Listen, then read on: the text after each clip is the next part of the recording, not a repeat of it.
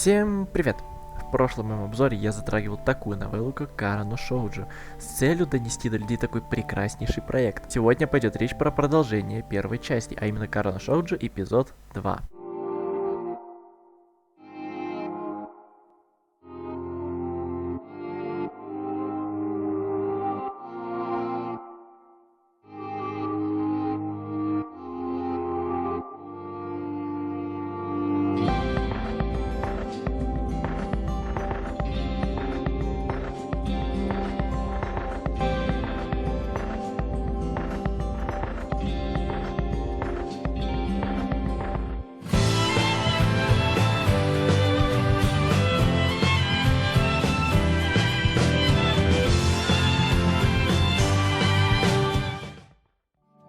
Постараюсь уложиться в 10 минут рассказа, чтобы не затягивать видео. Не буду томить. Начинаем.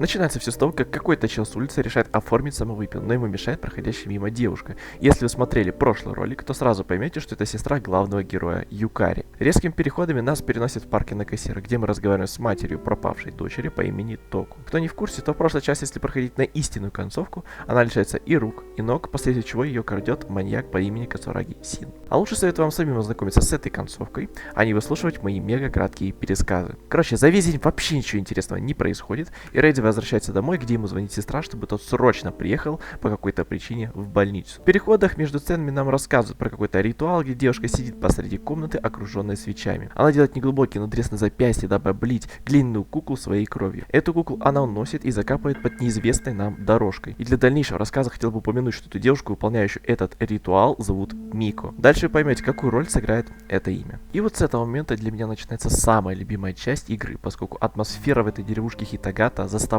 проникнуться японской культурами и обычаями, где жениться по договору, а слушаться главы семьи невозможно, а любые высказывания в сторону главенствующей семьи в деревне равны самовыпил. Нас знакомят с главными лицами всей этой истории. Наори, будущий врач и наследник больницы Куроя в деревне. Аята, он же Рихита, наследник компании Хинагами и, в принципе, по сути, норм челик. Футами Юй, наследница гостиницы Футами, влюблена в Наори. Мегури, она же Гурика. Я так и не понял вообще, чем она занимается по игре, но скажу, что ей нравится Аята. Карен, сестра Аята, вместе с Аята делит наследство семьи Хинагами. И наша прекрасная Сацуки, один из самых загадочных персонажей в игре. Наши бравые ребята помогают ей дойти до небольшого храма Шигуса, где они пару минут говорят с здешним священником Кинсеем и уходят во свояси. И да, вот дом, где живет Сацуки, хотя это больше напоминает, честно говоря, сарай. Дальше нас знакомят с семьей Наори, а именно главный действующий врач Со и его сын, то бишь отец Наори Юзуру. В их диалоге нет, в принципе, ничего информативного, так что переходим обратно к Сацуки, которая, походу, началась лютая шиза от одиночества. На следующий день компашка взбирается на гору окольным путем к старой хижине, где они могут приятно провести время. В этих всех диалогах мы узнаем, что сестра Аята ревнует к Сацуки, да и в принципе ко всем остальным девушкам. Ну и ничего в принципе больше интересного сегодня не произойдет. А вот, кстати, глава семьи по имени Хидеоми и второй по значимости Шизуру. И в принципе пока что на этом все. Информация из дальнейших 2 дней вообще никак вам по итогу не пригодятся, но для большего погружения все равно советую прочитать. И тут как тут пожаловали гости на отдых, а точнее Фуюми и Чизуру. Брат привез сюда сестру, чтобы она восстановилась свои силы после изнурительной жизни в Токио. В то время разгоралась мировая война, о которой вы и так, скорее всего, знаете. Дальше опять идут рутинные дни в деревне, опять же за Сацуки, и вот самое интересное, советую запомнить этот момент. Сая. Да, я забыл о ней ранее упомянуть, но она возглавляет роль Мико, пока не придет настоящий Мико. А если проще, она не больше, чем служанка в храме и тренирует Сацуки к приближающемуся событию, а точнее фестивалю, где Хина Сама снизойдет на землю и исполнит желание главенствующей семьи Хинагами. Спросите, почему же только этой семьи, а не всей деревни в целом? Ну давайте начнем с того, что если бы не крупнейшая компания по производству лекарств Хинагами, то деревни бы в целом не существовало, поскольку деньги и сами лекарства не поступали бы в таком количестве, как сейчас имеет деревня для содержания поселения. Так, возвращаемся к нашим коням. Сацуки тренируется танцу Мико для того, чтобы скорее всего выступить на фестивале. Я сказал скорее всего, именно потому что нам не говорят прямым текстом, кто же будет выступать в главной роли на сцене. Но будем держать в голове, что танцевать будет Сацуки. На следующий день старик Со нам поясняет, что если поклониться Хина Сами правильно, то на тебя снизойдет благословение, а если нет, то на тебя обрушится жестокое проклятие. Как поклоняться этому божеству, спросите вы меня? А вот там до самого последнего момента не будут этого рассказывать, поэтому я заранее вам все расскажу, чтобы не терять время. Короче, настоящий Хиносама находится в доме Хинагами под строгим запретом. Единственный, кто имеет право на нее посмотреть, это глава семьи, то бишь Хидеоми и вышестоящая верхушка. Если поклониться не на этой глиняной кукле, а на другой, то тогда и совершится проклятие. Дальнейшие несколько дней созданы также для заполнения картины, поэтому я вас вкратце донесу, что произошло за этот короткий промежуток времени. Короче, Чизуру влюблена в брата, тот к ней начал приставать, та в ответ ранила ему случайно руку, хотя сама хотела с ним почекебринкаться. Карен делает глиняную куклу для фестиваля. Между Шизуру и Сая что-то есть, Сацуки и Аята влюблены друг в друга, и они почекебринкались в том же сарае. Наступает 3 марта, день фестиваля. Возле храма сооружены небольшие ларьки с едой и безделушками. Компашка кайфует, Аята дарит Сацуки заколку, и начинается представление. И тут выходит Мико. А я вам напомню, что Сацуки сейчас стоит с нами, а Сая, которая играет роль Мика, почти каждый год сидит и играет на флейте. Следовательно, появляется вопрос, а какого, собственно говоря, лешего здесь происходит? Ответ вы и сами узнаете чуть позже, а мы перейдем к моменту уже после выступления. Все в шоке аплодируют, а Чизуру делает фото на память. Казалось бы, вот и все счастливы и довольны. Но с этого момента начинается самая жесть. Рано утром Нанака находит труп в доме и сообщает об этом в полицию, откуда сразу же приезжает парочку человек в форме. И детектив Инуи, который будет расследовать все это дело. По прибытии он расспрашивает всю деревню, но так и не получает нужной информации. Дальнейшие 2 дня будут максимально бесполезными для детектива, так как он сам ничего не сможет найти, а деревня будет утверждать, что это проклятие Хины-самы. Единственные зацепки это то, что жертве ранее было прописано лекарство, которое надо ставить в комнате перед сном, дабы комната наполнилась приятным дымом, который хорошо влияет на сон, и глиняная кукла внутри тела. Казалось бы, что же может быть хуже? Но оказывается может. В один из прекрасных солнечных дней Аята и Наори идут навестить Сацуки, поскольку Да давно не появлялась в городе после фестиваля. Вот они уже поднимаются, разговаривают, как вдруг перед их глазами возникает такая картина.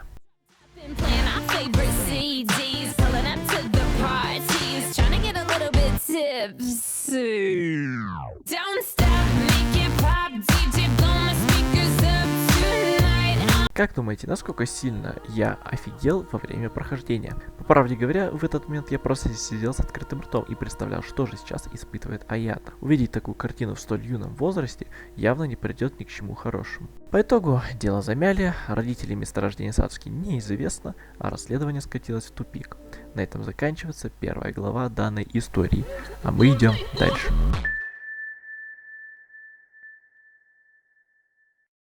Возвращаемся в наше время. Рейди едет в больницу на звонок сестры, которая говорит, что подобрала на улице бедолагу, который пытался сделать самовыпил. Наш герой говорит, что не любит таких людей, а поэтому спокойно бы бросил бедолагу валяться дальше на улице. Но сейчас он не может себе это позволить, поскольку у него может быть важная для него информация. В последние дни в Токио произошло убийство девушки по имени Камизона Майю. И вот загадка.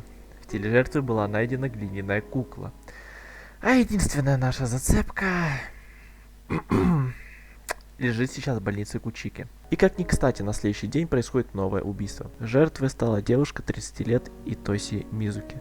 Единственная зацепка это то, что он состоял в какой-то секте под названием Культ Благословенных. Если вкратце, Культ Благословенных это секта, образовавшаяся еще до войны с названием Сенри, цель которой была собрать всех сирот и одиноких людей, потерявших смысл жизни, дабы заполнить этот пробел в их жизни и обеспечить всем необходимым. Но вскоре вся верхушка была убита.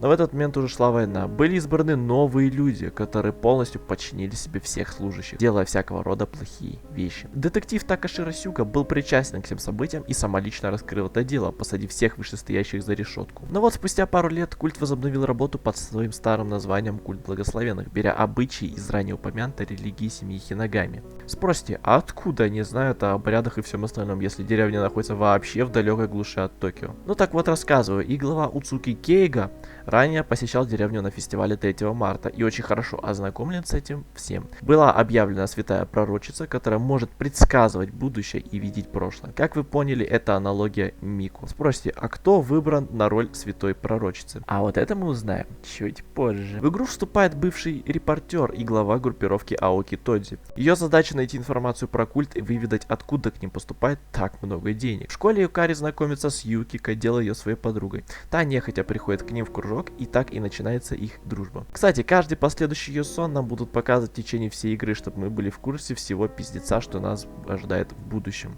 Идя на допрос к тому самому бродяге, мы узнаем его имя – Масаки. и встречаем стационарную пациентку Мичеру, которая, по словам врачей, была привлечена еще очень давно садом Белой Лилии. Это, так сказать, детский дом на максималках, построенный культом Сенри. У нее бывают небольшие припадки, и очень часто она чешет свои запястья и левый глаз, который по какой-то причине у нее отсутствует. Заходя к Масаки в палату, доктор не разрешает задавать резкие вопросы, и поэтому мы ничего толком не узнаем и уходим оттуда ни с чем. Это, конечно, не Самара, и не Урюпинск, и не Пермь. Тоже ничего, но все-таки... Но во второй раз нам таки удается заставить его выползти из палаты и предлагаем ему работу, на что он соглашается, поскольку выбора у него как такового и нету. Поселяем его в своем офисе. На следующий день, пока за рабочим местом нет Рейди, Масаки посещает новый клиент, и это оказывается Мегури. Кто не помнит, это та девушка из деревни с серыми волосами. Ну так в общем, она ищет некого Аята, на что Масаки приходит в небольшой ступор, и они резко узнают друг друга и уходят гулять по Токио. На следующий день Рэйди отводит Масаки в клинику к нашей старой подруге Нацуме, которая показывает расчлененку Масаки, чтобы тот привык, так сказать, к этой атмосфере. Дальше в течение дня ничего толком не происходит, кроме знакомства Масаки и Мегури с Рэйди. А потом через 2 дня гулянок Масаки отводит Гурика в ее номер и уходит через заднюю дверь, чтобы не попасться на глаза Нанака, которая вот-вот собиралась в гости к Мегури. Вечером приблизительно в 7 часов Юкари навещает Масаки в Синдзюку, желает спокойной ночи и уходит домой. И как вы думаете, что же происходит этой ночью? На следующее утро Егинума звонит Рейди, чтобы оповестить о смерти девушки Мегури. Приезжая, Рейди осматривает труп и допрашивает Масаки, чтобы тот наконец-таки раскололся и поведал свои тайны полиции. Он не в силах спорить, начиная свою историю. По возвращению домой с войны Аята начинает свое расследование по делу о убийстве Сацуки. В ходе его расследования он узнает, что его мать была Мика, которая по какой-то причине совершила самовыпил на второй день после фестиваля. Сходив в храм Шигуса, он пытается выпросить информацию из Кинсе, но у него ничего не получается. Масаки решает ночью по-тихому проникнуть на склад, где жила Сацуки, и обнаруживает, что в комнате практически абсолютно пусто. Но в углу здания он замечает, что стоит некий маленький сундучок красного цвета. Залезая в него, он чувствует сильный холод, дующий непонятно откуда. Внутри сундука Аята видит выцарапанную надпись ногтями Аяко. Он предполагает, что это настоящее имя той Сацуки. Полежав еще какое-то время, Масаки начинает чувствовать, что холодный ветерок, дующий ему в спину, выходит из маленькой щели в сундуке, откуда виднеется длинный черный тоннель. Кое-как открыв люк, он видит ступеньки, опускающиеся глубоко вниз. Аята спускается в ледяную комнату и видит 2 коробки по размерам, отличавшиеся только в длину. Он берет самую маленькую коробку и, открывая, видит конечности Сацуки, завернутые в бумагу. В этот момент со спины он слышит до боли знакомый голос, говорящий ему, что не следовало ему так далеко заходить. Развернувшись всем телом, он видит Саю, стоящую перед ним. Она приглашает Аята в храм, чтобы обсудить этот момент именно там. В диалоге выясняется, что конечности Сацуки лишила именно она, но в убийстве она никак не причастна. Сая просит отдать найденные конечности ей обратно, на что получает отказ за отказом, и в конце, не выдержав, герой нападает на нее голыми руками и принимается душить. В конце концов, она не выдерживает и умирает на руках Аята. Резко взяв в руки коробку, он выбегает прочь, куда глаза глядят, лишь бы не видеть ее жуткую гримасу. Коробку Масаки прячет рядом со старым сараем Наори, не глубоко под землей. Чуть отойду от темы и скажу, что Наори уехал за год до того, как приехал Аята. Ушел он учиться в Токио на медицинское, чтобы занять место отца в клинике Куроя. Возвращаясь к Масаки, тот по итогу сбегает из деревни на ближайшую станцию и уезжает в Токио с намерением больше никогда сюда не возвращаться.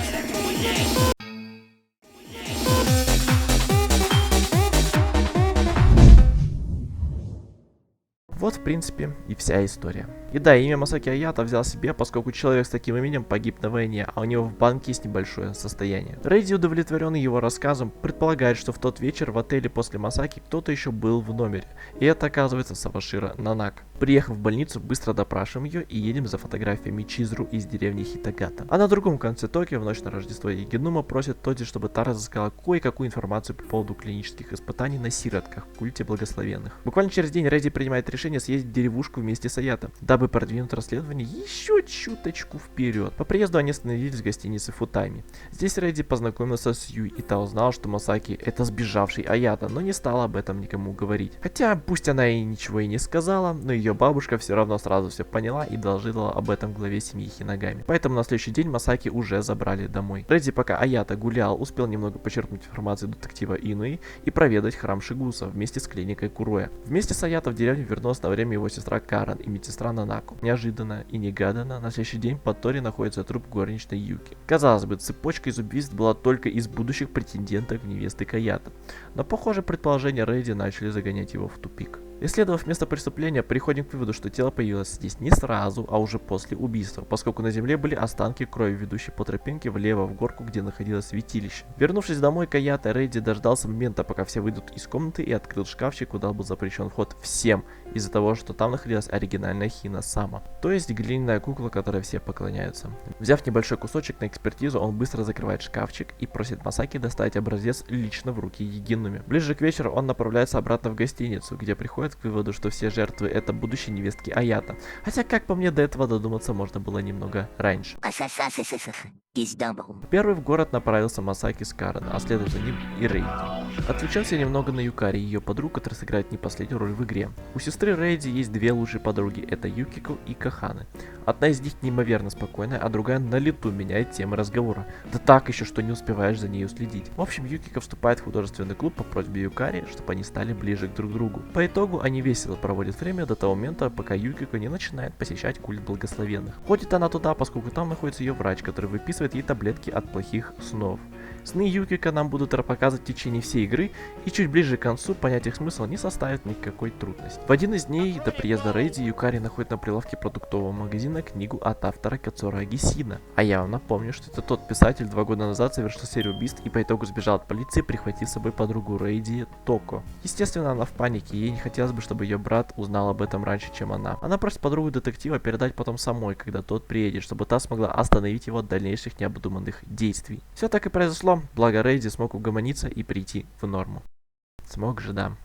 Но тут как бы все сложно. Если мы сейчас выберем уехать на поиски, то игра тут же закончится плохой концовкой. Если выбрать закончить работу, то вы и сами, думаю, понимаете, что будет. На следующий день Масаки должен был посетить ближайший храм, где находятся все прихожане культа, чтобы задать парочку вопросов касаемо дела. И вот совпадение, мы натыкаемся на нашего старого друга Наори, который работает врачом в культе благословенных, дабы спасти всех сироток, у которых нет денег на лечение. Думаю, вы понимаете, кто туда ходит. Ах да, и было установлено, что образец глиняных кукол совпадает с теми, что делают в деревне. Это означает, что кто-то из той деревни ответственен за убийство в Токио. Далее мы назначаем встречу с отцом Масаки и спрашиваем его про претенденток на свадьбу с Аято. Он дает нам список и узнается, что горничная Юка была убита случайно, поскольку в списке корявым почерком путались буквы, и вместо Юй получилась Юка. Честно, остальные 3-4 дня безнадежно скипнуты, поскольку единственная полезная информация это то, что Рокушики пытается запугать Масаки, Карен, которая всеми силами утверждает, что она не убийца, и скидывает все подозрения на Нанака,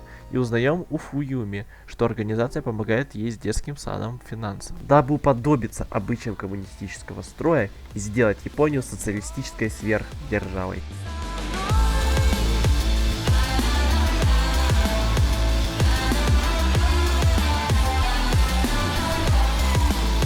Масаки находит кулон Наори в ящике в старом здании культа, где по информации Тоди и по рассказам Мичуру проводили некие опыты на детях, что привело к массовому прыжку с окна. Юкико пытается завербовать братство на роль пророчицы, и она нападает на заведующую кафе Лунный Бир. И вообще происходит полный пиздец. По итогу Юкико остается в братстве, а следующая жертва в списке это подруга Юкари Кухане. Поэтому быстренько проверяем ее дом и узнаем, что у нее нет родителей, поскольку она их грохнула. Причина не ясна, зато мне понятно, что загадок в этой игре больше, чем ответов. И вот с этого момента начинается самое интересное.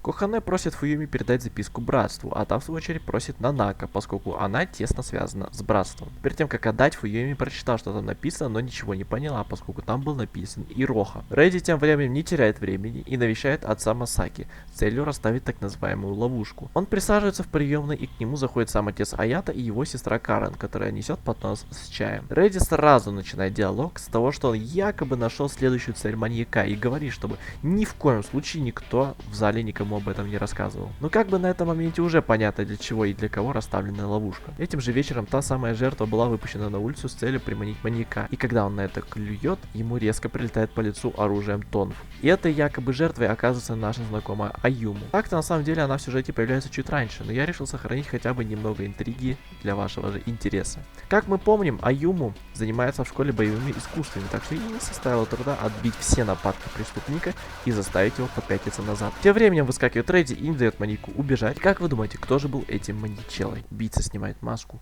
и под ним оказывается Карен, которая объясняет все тем, что чужая кровь не должна присутствовать врагу Врагу? Какой врагу? Присутствовать в роду Хинагами.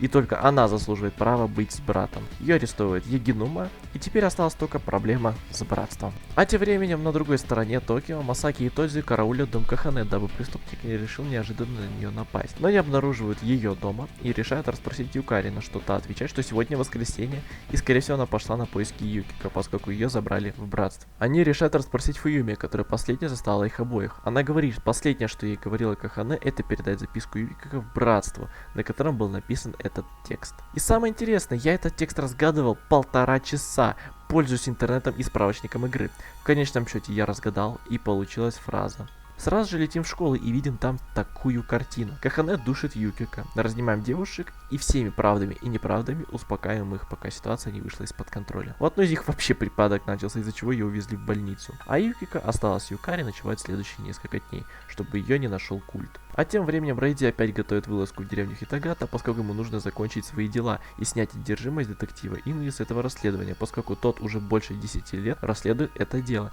и им движет убийство его любимой девушки. Берем Масаки в карман и едем туда снова. И тут резко происходит убийство сразу 2 глав из культа благословенных Арибе и Уцуги. Расследование показало, что их кто-то убил. Но пока что непонятно кто. На следующий день, приехав в деревню, сразу идем к храму Шигуса и расспрашиваем про все то, что таилось на протяжении 20 лет в тайне. Вкратце, у Сацуки есть близнец. Родились они в разных семьях. Одна от Саи, другая от Рики. Рика — это, если что, мать Аята и Карен. Ну, в общем, Сая очень любила Рику и хотела заполучить ее конечности, что по итогу и сделала с ее трупом. То же самое постигла дочь Рики, и в живых осталась только дочь Саи, которая сбежала в Токио. Помог ей сбежать священник Кинсей. В момент разговора пробегает дочь Кинсея Яйой и сообщает, что вышла из комы старейшины деревни. Приходим и начинаем расспрос, от которого дед не выдерживает и откисает. Масаки, не сдерживаясь, бьет нам. Но потом извиняется и намекает на то, что на фотографии заколка Сацуки похожа на заколку Юкико. Даже всю информацию Ины, тот с нами соглашается и наконец-то успокаивается. Остались 2 вопроса. Это то, что же будет с братством благословенных, и правда ли, что Юкико бывшая Сацуки. На второй вопрос нам сразу же по приезду дают ответ. Фуюми раскрывает правду о своем прошлом, рассказывая про то, что она убила настоящую Сацуки, поскольку хотела поглотить Сацуки и стать новым лучом света, а не тенью. Возможно, для вас станет неожиданным, но их дочка была Мичеру. Та самая, что постоянно хотела расчесать свой левый глаз. Докладываем информацию Егинуми, и он нам говорит, что все деньги братства получала при сотрудничестве с какой-то финансовой организацией. В принципе, на этом все, дело закрыто. А значит, можно пойти и напиться в дребезг. На этом все. Всем спасибо за просмотр и удачи. Но не тут-то было. Помните, мы оставили Юкари и Юкика от них, думая, что все чики-бомбони и ничего не произойдет. Ну вот рассказываю, в тот день, когда Редди еще ехал рейсом домой, Юкари с Юкика навестили Киоко, ту самую барменшу с кафешки Лунный мир. И пока они болтали, к ним в палату заходит Мичеру, и видя лицо Юкико, впадает в панику, начинает выдергивать свой глаз, ну и в общем заниматься самовредительством. Ее забирают врачи, а компашку хоть, так сказать, переночевать на заброшку, а еще точнее в сад Белой Лилии. Они там остаются на пару дней, и про них ни слуху, ни духу. Но ночью Редди замечает, что дома нет сестры и резко начинает кататься по городу в поисках сестры, пока не отрубается возле входа в больницу. Там его навещает Масаки с найденным дома дневником Юкико, в котором она в подробностях описала все свои прошлые сны, наталкивающие на мысль, что она пошла тем же путем, что и ее мать. Она захотела стать такой же, как и Юкари, веселой, хозяйственной и доброй девушкой. Они спрашивают бывшей подруги, куда же она могла пойти. Та говорит, что есть шанс того, что она решила провернуть всю затею в том месте, где она и родилась. Они быстро собираются и въезжают на место. Приехав, они резко врываются в здание и видят то, что называется Game Over. И тут я хочу вам кое-что разъяснить. Во-первых, тут есть 3 концовки. Первая и самая жестокая — это та, где Юкико все-таки поглощает Юкари, становясь точно ее копией. Вторая — это там, где она не успевает ее убить, но при этом ее убивает приемная мать, и мы остаемся, как бы говоря, ни с чем. И третья, где никто не умирает, самая оптимистичная. В принципе, реакцию на ту, которая мне выпала, можете видеть сами. Вот это я, блять, охуел сейчас, ёб твою. Ну, в принципе, дальше все как по сценарию, но единственное отличие это то, что на истинной концовке мы находим труп Токо и превращаемся в Думера. На этом все, и поэтому перейдем к самому ненужному пункту в этом видео.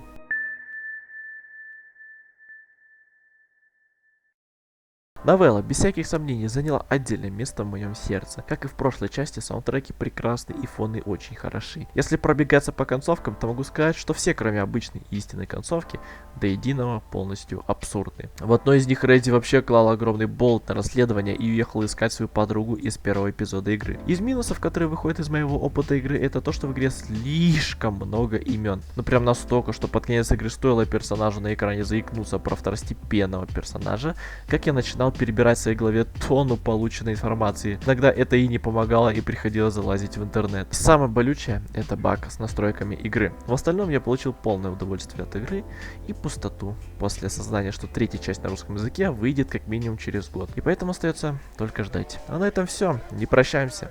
И до скорых встреч. Пока. Ты счастлив?